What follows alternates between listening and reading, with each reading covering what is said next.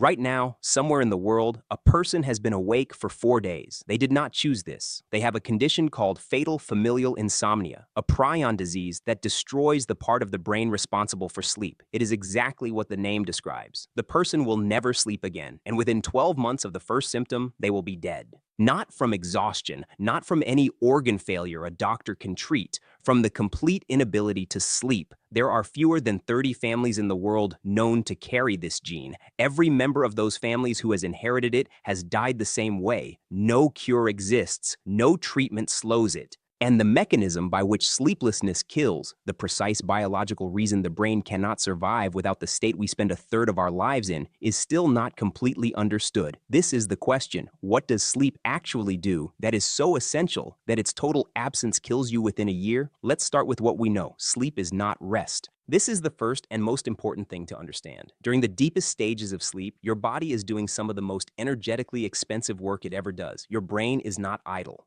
It is running maintenance processes that it cannot run while you are awake. Processes that, if not completed, accumulate failures the way an unmaintained machine accumulates damage. The most critical of these is waste clearance. Your brain produces metabolic waste as a byproduct of the intense electrical activity of thinking. Proteins misfold. Cellular debris accumulates. One specific protein, amyloid beta, builds up in the spaces between neurons during waking hours. It is the same protein that forms the plaques associated with Alzheimer's disease.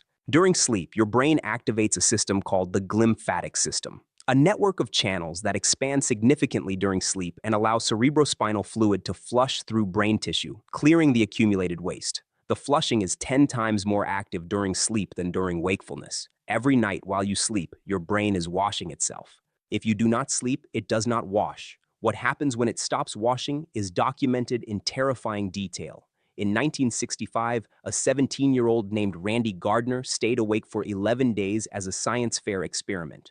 Researchers from Stanford University monitored him throughout. By day 4, Gardner was hallucinating. By day 6, he could not identify everyday objects by touch. By day 9, he had developed a blank stare he could not shake. By day 11, his speech was slurred, his memory failed on simple tasks, and his coordination had deteriorated to the point that he could barely walk in a straight line. He slept for 14 hours and 14 minutes when the experiment ended. He recovered, apparently fully, but Gardner was 17. His brain was young and resilient, and the experiment was 11 days. Rats kept continuously awake in laboratory conditions die within 2 to 3 weeks. Their deaths share a characteristic pattern. First, they begin eating dramatically more. Their metabolism accelerates as the brain attempts to compensate for lost restoration. Then their immune system fails. Then their body temperature regulation collapses. Then they die, usually from a combination of infection and systemic organ failure, with no single cause that could be cleanly identified on a toxicology report. The sleep deprivation did not kill them with a weapon, it dismantled them with accumulated neglect. But the question is not just what happens without sleep.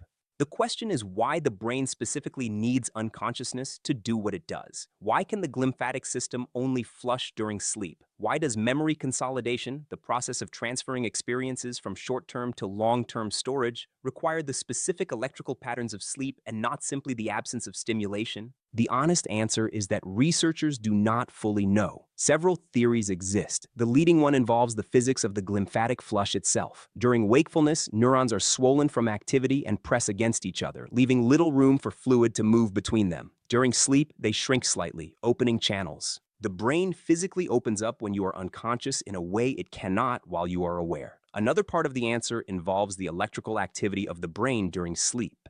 During a specific stage called slow-wave sleep, the brain produces large, synchronized waves that appear to be directly involved in moving information from the hippocampus, short-term memory storage, to the cortex for long-term storage. These waves do not occur during wakefulness, even restful wakefulness. The specific electrical state of sleep is not just a byproduct of unconsciousness. It is doing something that requires that state. The effects of partial sleep deprivation are far better documented than total deprivation because most people in modern life are living in it. Sleeping 6 hours a night instead of 8 is not mildly suboptimal. Studies from Matthew Walker's lab at UC Berkeley have found that 6 hours of sleep for 2 weeks produces cognitive deficits equivalent to 2 full nights of no sleep, while the subjects report feeling only slightly tired. Their subjective feeling of tiredness does not reflect their objective cognitive decline.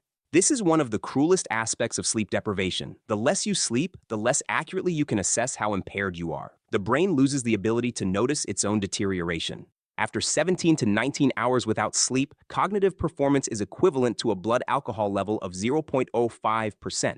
After 24 hours, it equals 0.10%, legally drunk in most countries by brain performance measure. Most people driving after being awake for 24 hours are driving with the reaction time and judgment of someone who has had several drinks. They cannot tell. Your immune system runs one of its most important processes during sleep. T cells, the immune system's primary defense against viral infections, migrate to lymph nodes during sleep for a process called education, where they learn to recognize pathogens. Natural killer cells, which target cancer cells, are produced in significantly higher quantities during sleep. Studies conducted by Arik Prather at the University of California, San Francisco found that people who slept less than 6 hours per night were 4 times more likely to develop a cold when exposed to the rhinovirus than people who slept more than 7 hours. You are 4 times more resistant to the common cold after 7 hours of sleep than after 5.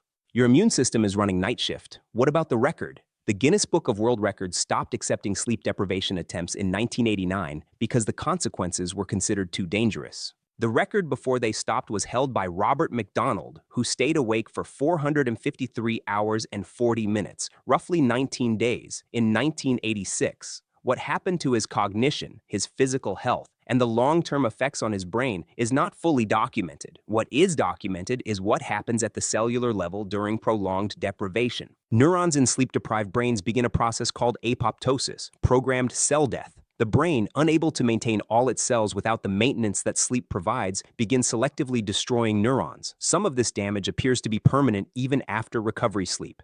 A study published in the Journal of Neuroscience in 2014 found that rats kept awake for extended periods lost 25% of the neurons in a specific area of the brainstem and did not recover them after sleeping. The cells were gone. You can recover from missing sleep in terms of how you feel. You may not recover in terms of what is actually there. Can humans survive without sleep? No, not indefinitely, not even close to indefinitely. The evidence from animal studies, from medical conditions like fatal familial insomnia, from decades of sleep deprivation research is unambiguous on this point. The question of how long a human could survive in total sleep deprivation is unanswered only because no ethical researcher will test it to its conclusion. The animal evidence suggests somewhere between 2 and 4 weeks. The one human case study, the family with fatal familial insomnia, suggests that when the brain's ability to sleep is destroyed, death follows within 6 to 12 months, though that condition involves brain damage beyond just sleep loss. What is known with certainty is this: your brain is running processes during sleep that it cannot run while you are awake.